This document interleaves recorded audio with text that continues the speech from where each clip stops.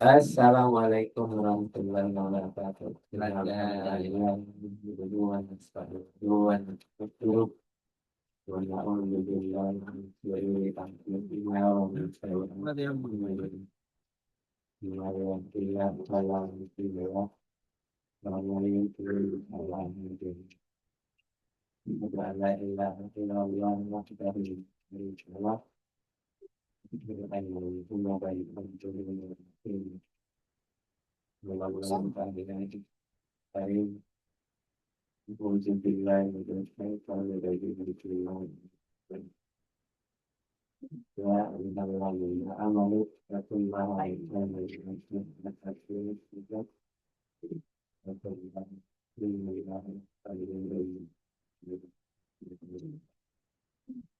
Alhamdulillah, Alhamdulillah kita berikan kepada Rasulullah.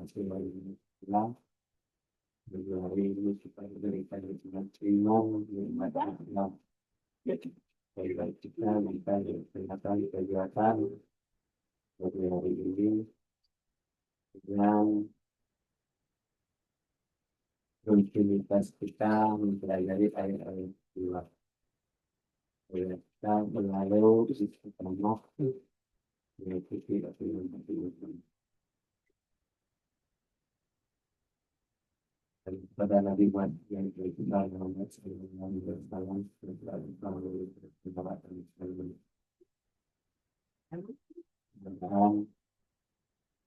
dengan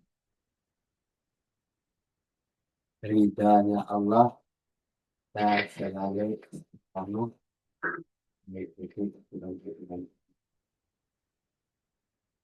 itu dan berikutnya penerimaan dari Maria Muslim beliau dulu Maria tidak ini mana tidak kelihatan tadi ada di dulu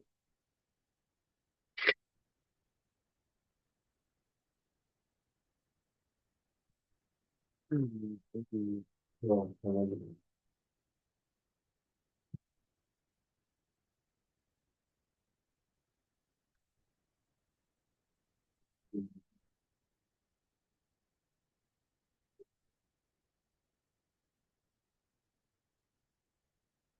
Ya, ya.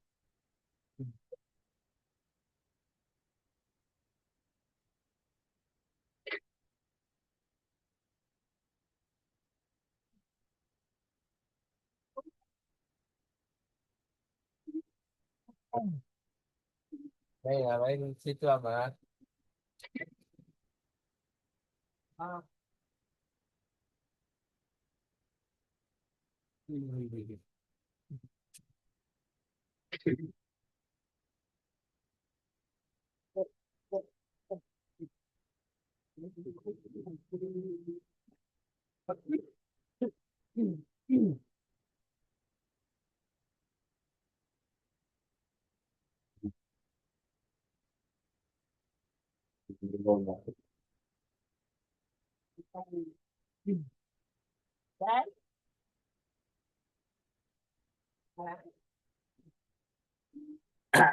Ya, ya.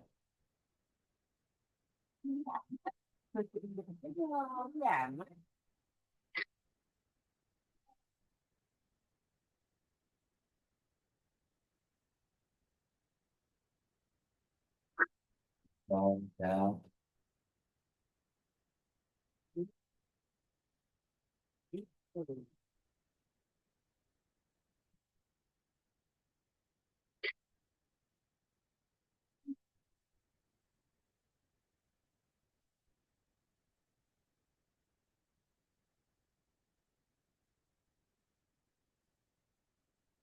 Itu ya. Nah,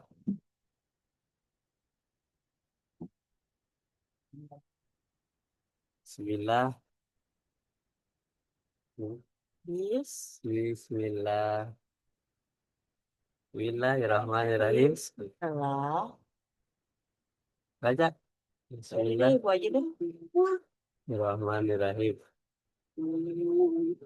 Panjang dong. Nabi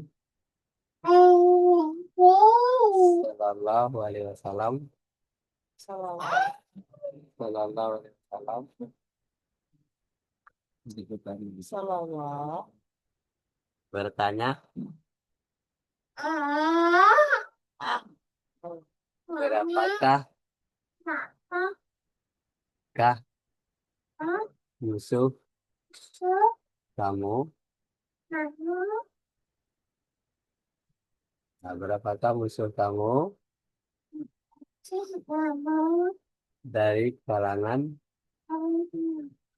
umatku?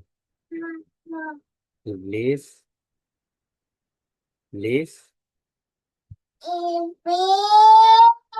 menjawab, menjawab, ada 20, ada 20, 20, jangan serius dong. 20, Jalan-jalan tadi ya. 20 golongan, golongan.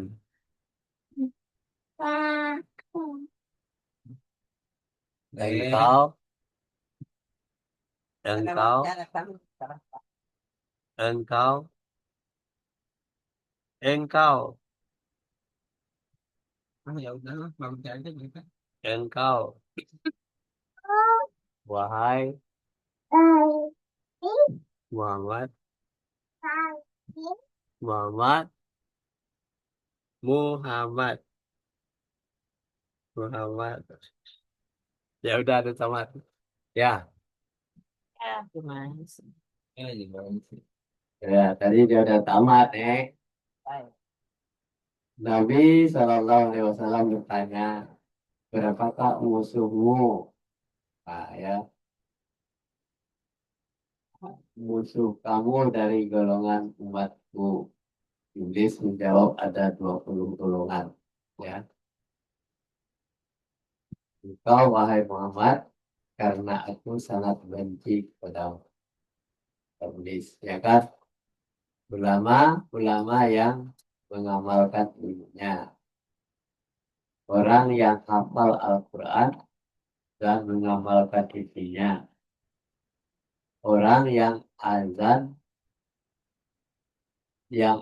dalam salat 5 waktu dengan niat karena Allah. Dan orang yang mencintai fakir miskin dan anak yatim.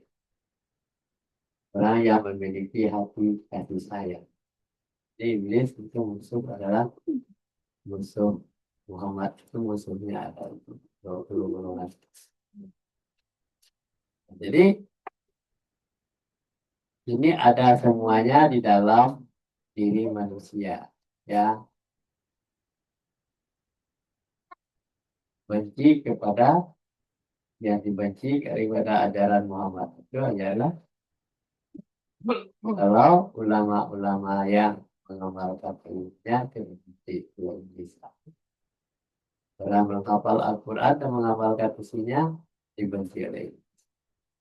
Orang yang azam dalam salat 5 waktu dengan niat karena Allah. Orang yang mencintai fakir miskin dan anak yatim. Saya fakir miskin itu tidak mencintai dan anak yatim biarin saja. Ada orang yang memiliki hati kasih sayang.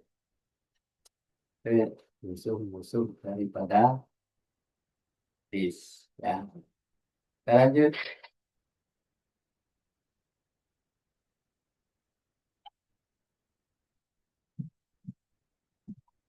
Orang yang sopan dan tawadu kepada Allah. Allah, pemuda atau pemudi yang giat beribadah. Orang yang suka memakan harta yang halal. Dua orang pemuda dan pemudi yang saling mencintai. karena Allah, orang yang selalu mengerjakan sholat secara berjamaah, orang yang suka sholat tahajud, orang yang suka menasihati saudara-saudaranya. Ya,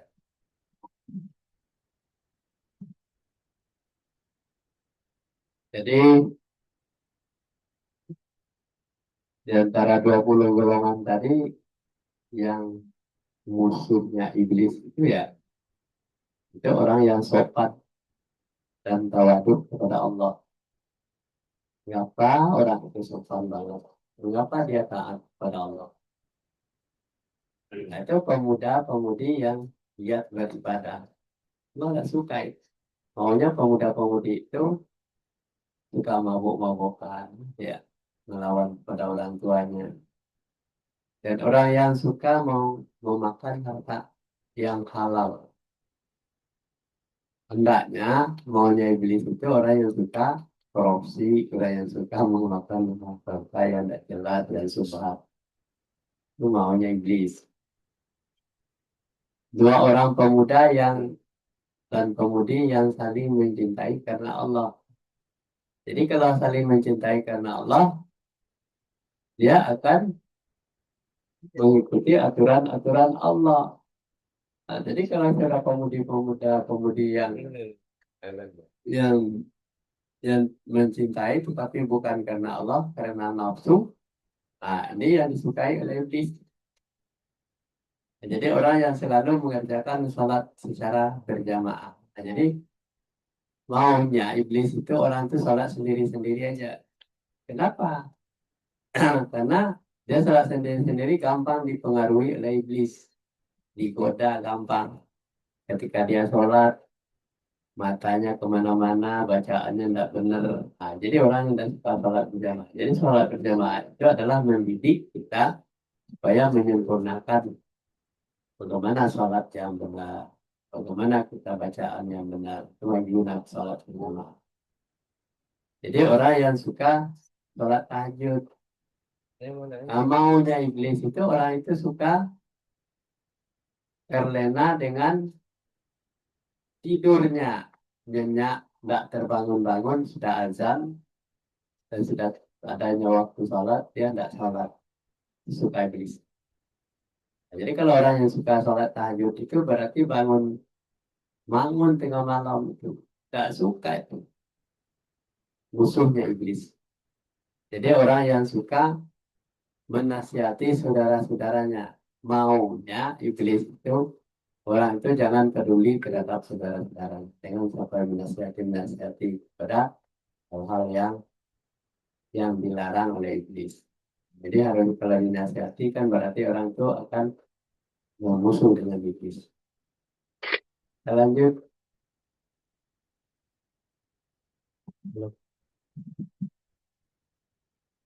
Orang yang punya wudhu, orang yang dermawan, orang yang baik budinya, orang yang membenarkan Allah dalam hal rezeki ketentuan yang sudah diatur oleh Allah, orang yang suka berbuat baik terhadap janda-janda yang selalu memelihara dirinya. Ya.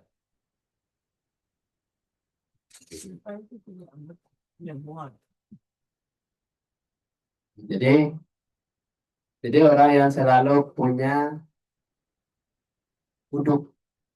Jadi orang yang beruduk itu ketika dia beruduk itu iblis tidak bakal masuk kepada mempengaruhi dirinya. Makanya kalau orang misalnya lagi marah atau berantem, supaya dia tenang jiwanya itu dia harus beruduk. Hendaknya tidak punya uduk orang itu iblis akan mudah sekali mempengaruhi. Kemudian orang yang dermawan, kok orang itu mudah benar-benar memberikan hartanya, menyampaikan wacana kepada orang-orang susah. Maunya iblis itu biarin aja lah orang orang itu tidak butakan hatinya untuk tidak menjadi dermawan. Ya, jadi orang yang baik budinya. Jadi iblis tidak suka ini. Ini adalah musuh iblis. Yang baik budi itu musuh iblis. Maunya iblis itu orang yang yang busuk hatinya, iri, dengki, benci, pelit, dengki, dan sombong. Itu maunya iblis. Jadi orang yang membenarkan Allah dalam hal rezeki, ketentuan yang sudah diatur oleh Allah. Jadi ketentuan rezeki itu sebenarnya sudah diatur oleh Allah. Mulai dia ditiupkan roh, kapan dia meninggalnya, apa saja rezeki sudah diatur oleh Allah. Jadi oleh sebab itu jangan kita ngatur-ngatur rezeki orang lain. Ya, rezeki kita. Kenapa? Ketentuan rezeki itu sudah ada diatur oleh Allah. Selama manusia itu masih hidup. Jadi orang yang suka berbuat baik terhadap janda-janda yang selalu memelihara dirinya. Kenapa berbuat baik terhadap janda-janda itu? Supaya janda-janda itu tidak berbuat maksiat. Ya, ini maksudnya. Itu yang selalu berbuat baik. Ya, kenapa berbuat baik? Karena dia tidak punya masa pencarian lagi. Suaminya sudah meninggal. Nah, jadi selalu disantunilah janda-janda yang tidak punya pekerjaan. Ya, oleh sebab itu kita setiap diri kita itu harus membekali diri dengan bagaimana mengatur hidup kita agar kita tidak menjadi susah. Lanjut, nenek.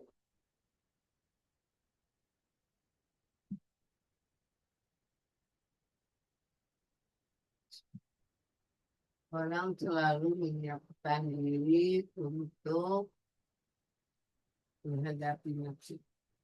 Orang yang dapat menghindarkan dirinya dari suatu yang haram. Tentang keutamaan orang yang menghafal Al-Quran dan memaknakan makna Nabi bersabda. Mengamalkannya. Orang yang hafal Al-Quran dan mengamalkan isi adalah kenalan ahli surga. Orang mati syahid adalah bulede bagi ahli surga. Nabi adalah golongan pelit bagi ahli surga. Ya. Ya, jadi orang yang selalu menyiapkan diri untuk menghadapi mati. Kenapa dia menyiapkan diri untuk menghadapi mati? Sebab mati itu kapan saja datangnya. Kita tidak tahu. Itu rahasia dari Allah. Jadi kalau kita misalnya mempelajari Al-Quran, mengikuti aturan-aturan Allah, kita sholat, berbuat baik, itu berarti adalah orang yang mempersiapkan diri untuk menghadapi mati. Kalau dia sudah mati, nanti amalannya itulah yang akan menolong. Kemudian orang yang dapat menghindarkan dirinya dari sesuatu yang haram. Bagaimana menghindarkan diri dari sesuatu yang haram? Dia harus punya ilmu dulu. Ini haram, ini halal, ya kan? Kalau nggak tahu halal dan haram, dia pasti memakan yang haram. Jadi, nah, menghindarkan diri dari itu, dia harus bisa membedakan ini kata didapat dengan cara yang tidak diridai oleh Allah seperti mencuri, menyolong, korupsi, menipu. Nah, itu sesuatu hal yang didapat dengan secara yang haram. Itu tidak boleh dimakan oleh orang yang bersih dirinya itu. Dan dia tidak mudah untuk terpancing dengan godaan harta. Tidak boleh terpancing dengan selera yang tinggi gitu ya. Kemudian tentang keutamaan orang yang menghafal Al-Quran dan mengamalkan, ya, bagaimana keutamaan orang menghafal Al-Quran dan mengamalkannya. Nabi bersabda, orang yang hafal Al-Quran dan mengamalkan isinya adalah kenalan-kenalan ahli surga. Jadi oleh sebab itu kita harus menghafalkan Al-Quran supaya kenal dengan ahli-ahli surga itu. Jadi kalau kita mau mengenal ahli surga, hafallah Al-Quran dan amalkan isinya. Baru kenalan kita adalah ahli surga. Mana Al-Quran? Dia orang mati, Ya, orang baik. mati syahid. Ya, adalah gaib, ya, guet bagi ahli surga. Gaibnya, gaibnya ahli surga. Mati syahid. Tuh, Jadi, ngapalin. jadi Nabi adalah Ngapalin Al-Quran ya.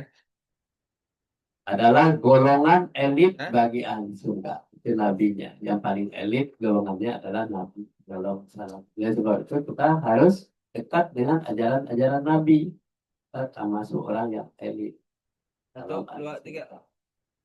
Kalau di dunia kan yang orang elit itu adalah orang yang kaya. Ya kan? Jadi untuk di surga itu kalau menjadi orang elit harus mengikuti aturan-aturan Nabi Sallallahu Alaihi Wasallam. En. Ini tak ada nih yang muncul ya. Tunggu dulu. Kita baca terus ya. Baca lagi. Tentang keutamaan orang azan, Nabi bersabda, orang yang azan karena Allah pahalanya seperti orang mati syahid yang mengalirkan darahnya di jalan Allah. Apabila dia mati, dia tidak akan dimakan belatung. Tentang keutamaan tawaduk, Nabi bersabda, duduk-duduk bergaul dengan orang yang fakir itu salah satunya tanda sifat tawaduk. Sedangkan tawaduk termasuk jihad yang paling utama.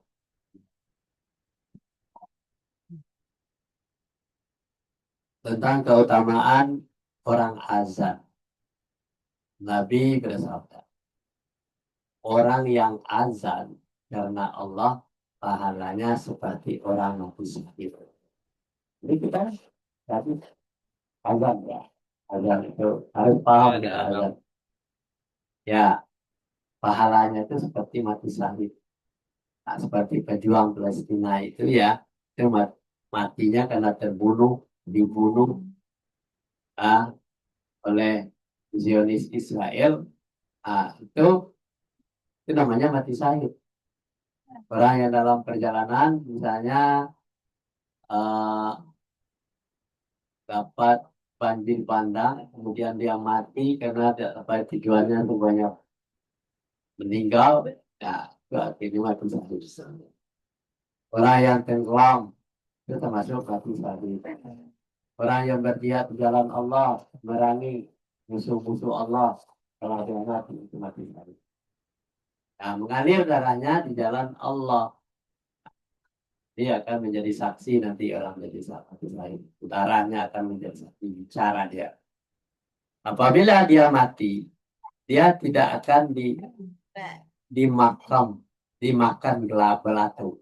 Jadi orang mati syahid itu, orang azan tadi, ya, itu tidak akan dimakan belatu, awet itu tubuhnya.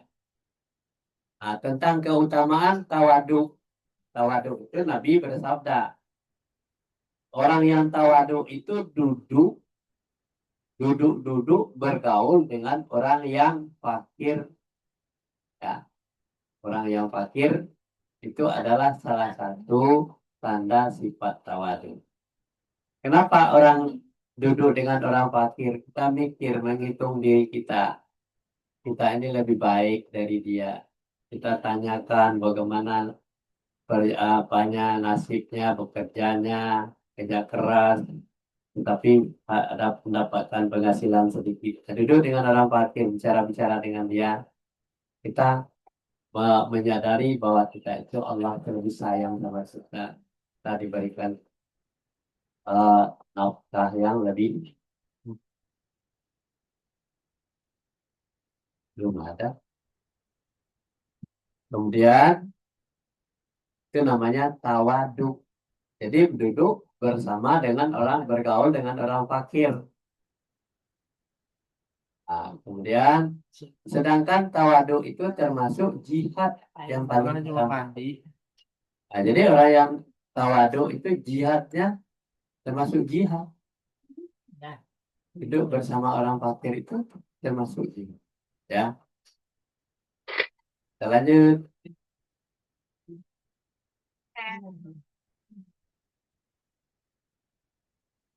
Dari bioskop. Tentang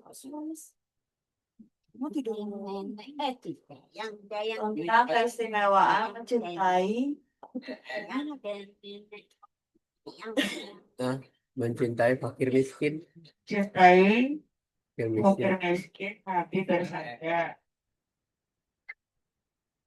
setiap sesuatu ada kuncinya, sedangkan kunci surga adalah mencintai fakir miskin.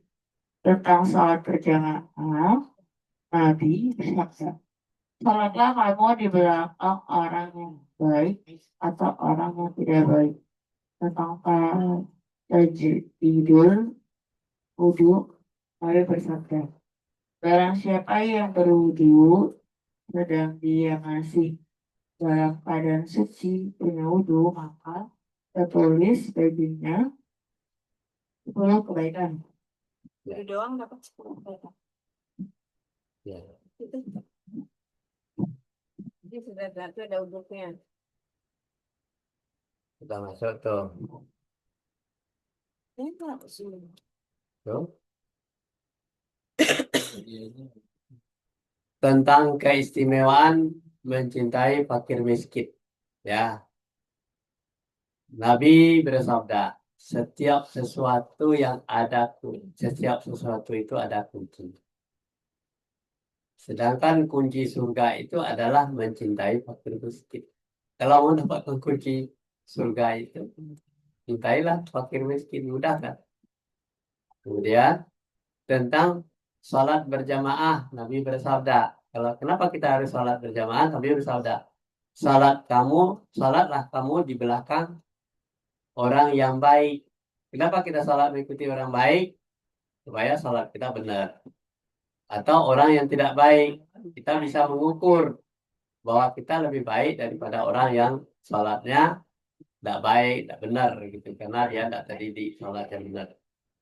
Tentang tajidul wudhu. Nah, tajidul itu artinya keutamaan wudhu. Nabi SAW bersabda, nah, yang berwudhu sedang dialah masih dalam keadaan suci. Orang yang suci itu adalah orang yang selalu berwudhu. Ya, maka tertulislah baginya 10 kebaikan. Jadi kalau kita berwudhu aja dapat 10 kebaikan. Nah, kita lanjut, ini ada bangsa, ada dari sana tuh. Dapat dibaca, semuanya udah baca tuh tadi. Silakan. Baca.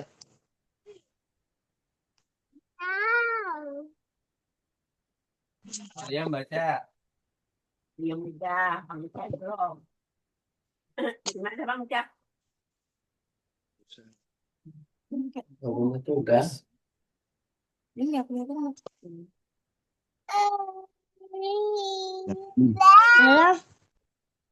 Dalam kitab Taurat. Kitab Taurat. Dalam kitab Taurat Dalam kitab Taurat tertulis tertulis 27 27 nasihat. nasihat.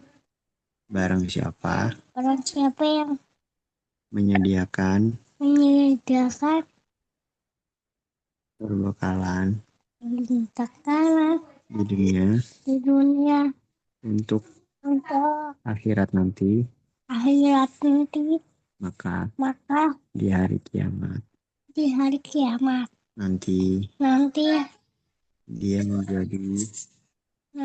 dia jadi kekasih Allah. kasih Allah.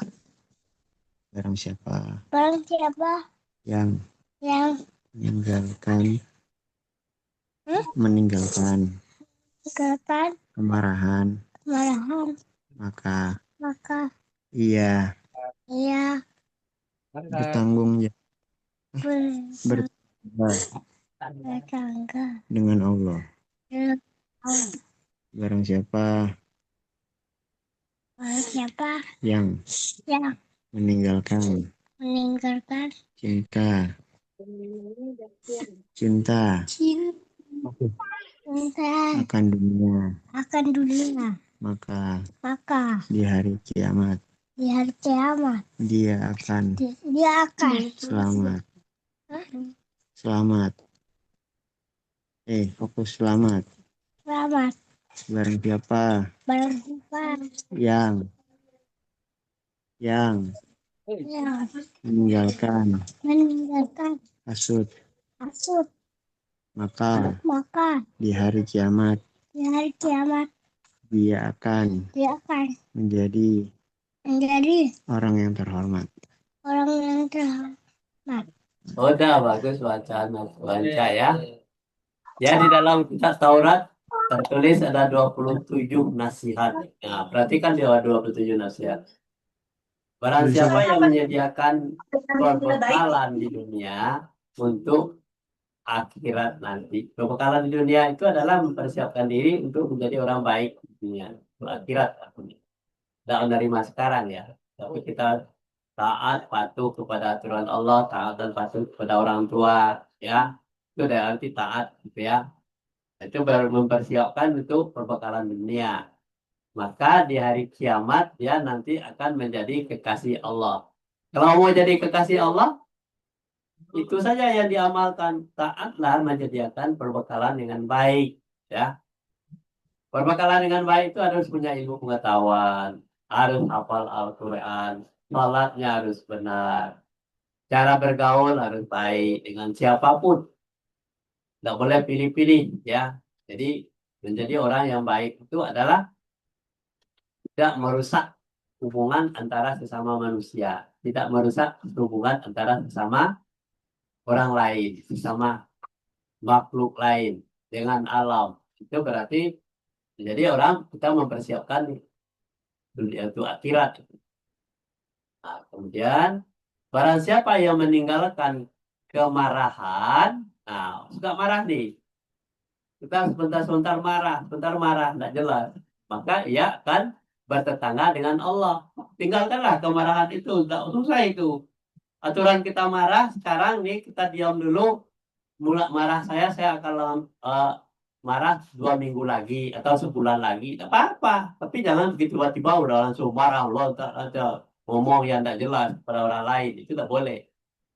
Nah, jadi tinggalkan itu marah, maka ia akan bertetangga dengan Allah. Kalau ingin bertetangga dengan Allah, tinggalkan yang tiba-tiba marah itu tidak boleh. Ya. Merusak hubungan antara manusia tidak boleh.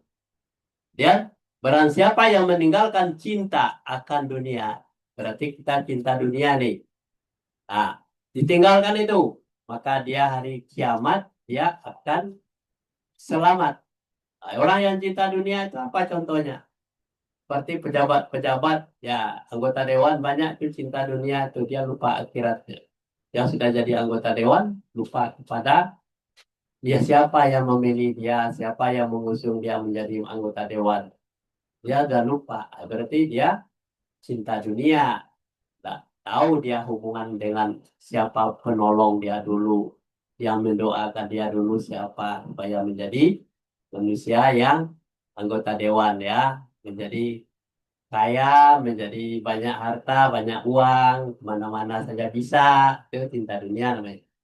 Padahal masyarakat yang menunggu-nunggu dia jadi anggota dewan itu sudah berharap itu semoga ya sejahtera hidupnya. Ternyata dia menjadi miskin karena dimakan sendiri oleh orang anggota dewan itu. Maka di hari kiamat dia akan maka maka di hari kiamat dia akan selamat ya kalau dia mencintai dunia, meninggalkan cintanya itu kepada dunia dia akan selamat ya. Nah, barang siapa yang meninggalkan hasut, hasut itu adalah artinya iri, dengki, benci, pelit, pikir dan sombong, itu namanya termasuk hasut gitu. Maka di hari kiamat dia akan menjadi orang yang terhormat. Apanya susahnya sih kita tidak iri dan dengki kepada orang lain? Tidak susah. Jadi oleh sebab itu, tinggalkanlah itu. Nah, itu di dalam kitab Taurat, ya, dalam Al-Quran juga ada itu. Lanjut, baca tuh.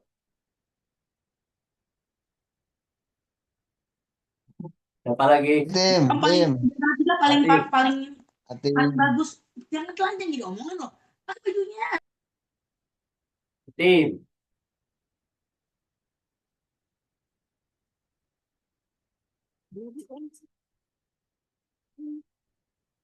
Siapa yang baca? Ini nih lagi pakai baju dia tadi telanjang-telanjang. Sini sini. Jangan. Masuk ke Zoom. Masuk ke YouTube. Kakek loh. Nenek pernah buka jingkrak sama kakek. Oh di situ kelihatan kalau aku udah katanya bawah. Aku nggak mau kelihatan. Aku lagi keluar. Nih baca. Mana itu? Ganteng nenek. Udah. Nenek yang mana? Ini ganteng. Meninggalkan cinta akan kedudukan dunia, maka di hari kiamat dia akan menjadi orang mulia di sisi Tuhan Yang maha yang maha perkasa. Barang siapa yang meninggalkan hal-hal yang berlebih-lebihan, maka dia akan menjadi orang yang baik di tengah-tengah orang-orang yang baik-baik. Barang siapa meninggalkan permusuhan di dunia, maka di hari kiamat dia termasuk orang-orang yang berbahagia. Barang siapa yang meninggalkan kekiraan di dunia, dia akan sebut namanya di kalangan manusia. Ya, dia ada 27 ya. Di antaranya itu yang dibaca oleh Hatim, tulis bacaannya sudah jeli, bersih ya, bagus sekali. Jadi barang siapa yang meninggalkan cinta akan kedudukan dunia. Jadi orang kedudukan di dunia itu kebanyakan orang mencintai kedudukan di dunia itu menjadi pejabat, ya, menjadi orang yang hebat, menjadi yang terkenal, ya. Itu berarti kedudukan dunia. Maka di hari kiamat dia akan menjadi orang mulia di sisi Tuhan yang Maha Perkasa. Contohnya Pasha Ungu, ya, Pasha Ungu itu anggota dewan, tadinya jadi bupati, ya. Pasha Ungu itu dia karena dia meninggalkan kedudukannya, jabatannya, maka dia termasuklah orang yang mulia di sisi Tuhan yang Maha Perkasa. Nah, barang siapa yang meninggalkan hal-hal yang berlebih-lebihan, nah, berlebih-lebihan tak boleh. Berlebih-lebihan itu maksudnya kita sudah punya pingin ini, pingin itu lagi, sudah punya ini, pingin yang lain lagi. Nah, sehingga kita berlebih-lebihan. Maka dia akan menjadi orang yang ditinggalkan dia berlebih-lebihan itu menjadi orang yang baik di tengah-tengah orang yang baik-baik. Bayangkan di tengah orang-orang baik-baik, dia akan ditinggalkan itu kesenangan-kesenangannya, kenyamanannya di dalam hidupnya itu ditinggalkan. Dia akan menjadi orang baik-baik di antara orang baik-baik. Nah, barang siapa yang meninggalkan permusuhan di dunia, kita selalu mengenal ada musuh kita. Orang lain jadi musuh kita. Siapa pun musuh kita. Karena Anda suka, karena Anda sesuai dengan kita. Itu menjadi musuh di dunia. Maka di hari kiamat dia termasuk orang-orang yang berbahagia. Ditinggalkan itu permusuhan. Boleh ya. Barang siapa yang meninggalkan kekikiran di dunia. Jangan sampai kikir. Kikir itu pelit, kikir dan sombong. Itu ditinggalkan. Nah, dia akan disebut-sebut namanya di kalangan manusia. Itu dia.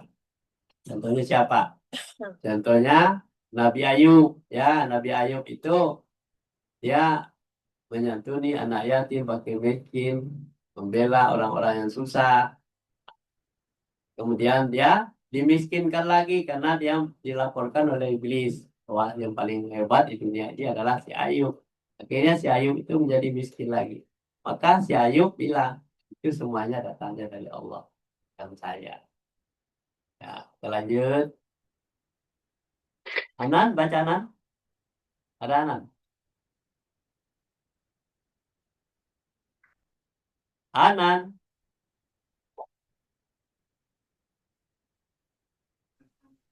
Dibangun. Anan. Iya aku. Ah, Tadi kamu lagi mandi. Baca. ya baca. Barang siapa yang meninggalkan kesenangan di dunia, maka dia di akhiri kiamat nanti dia akan senang. Barang siapa yang meninggalkan hal-hal yang diharamkan, maka dia di akhiri kiamat bertetangga Dari dengan kiamat. para nabi. Barang siapa yang meninggalkan penglihatan yang haram, maka Allah akan memberikan kegembiraan di dalam surga. Barang siapa yang meninggalkan kekayaan di dunia serta memilih kefakiran, maka Allah akan mencukupi kebutuhannya di dunia dan di akhirat. Ya, Bang Anan itu sudah mahasiswa tingkat 4 bacanya. Ya, kita lanjut. Yang dibaca oleh Bang Anan tadi, barang siapa yang meninggalkan kesenangan di dunia. Orang banyak senang di dunia itu. Tinggalkan.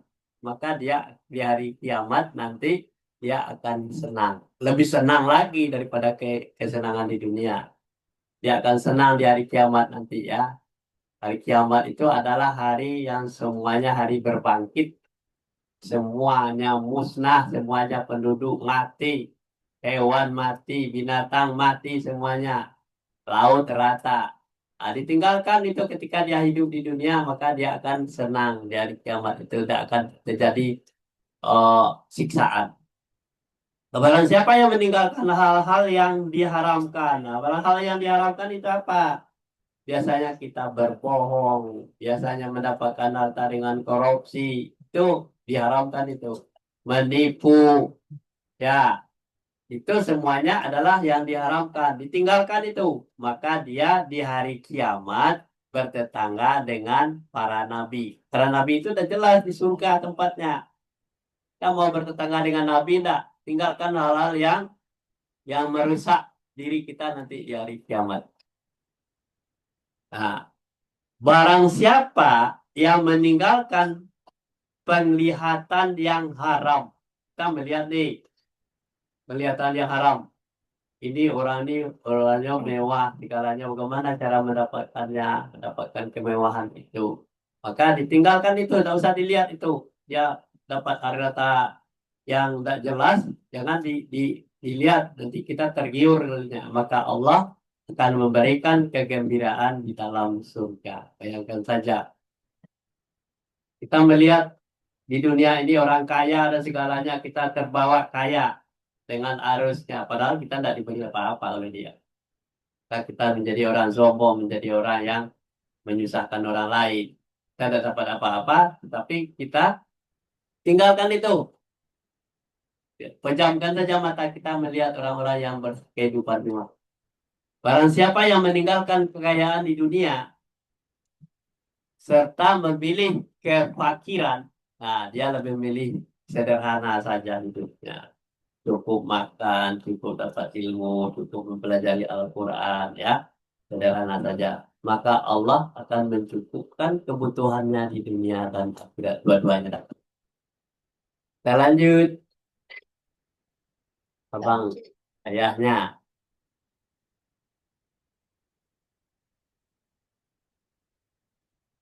Terus. Oh,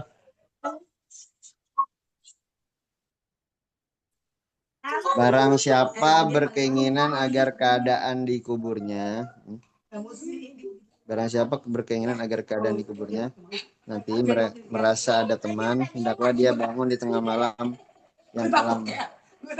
Kemudian salat sunnah tahajud walaupun hanya 2 rakaat. Barang siapa ingin berada di dalam ruangan arasy Allah yang bersifat Rahman, hendaklah dia hidup zuhud sederhana.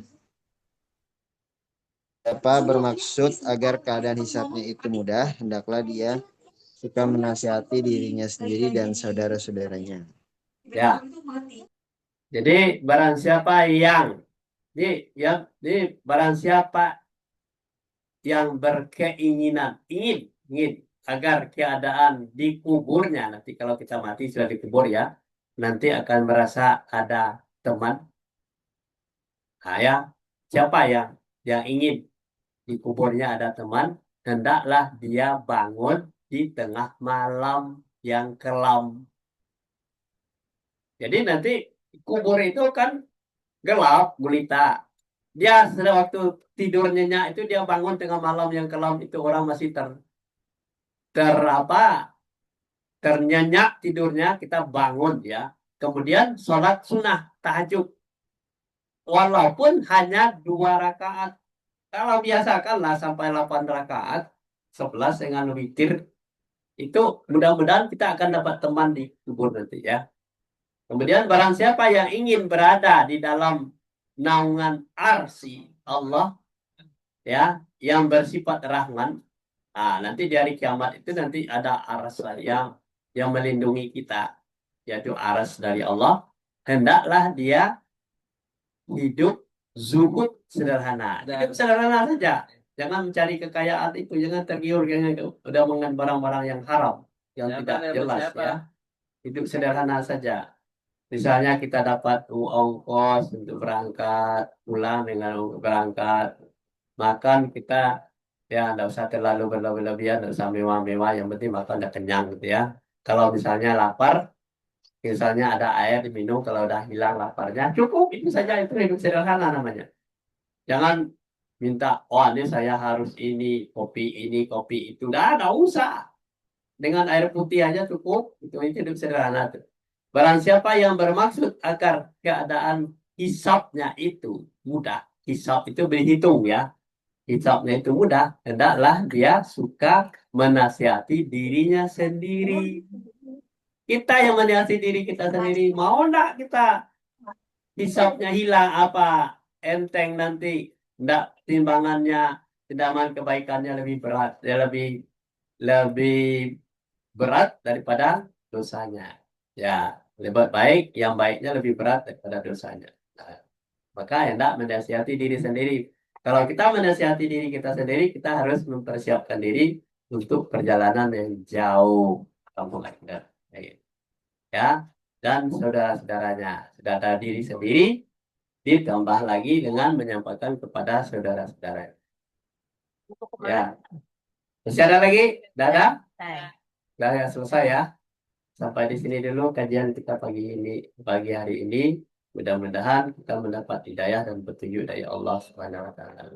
Wabillahi taufik wal hidayah. Assalamualaikum warahmatullahi wabarakatuh.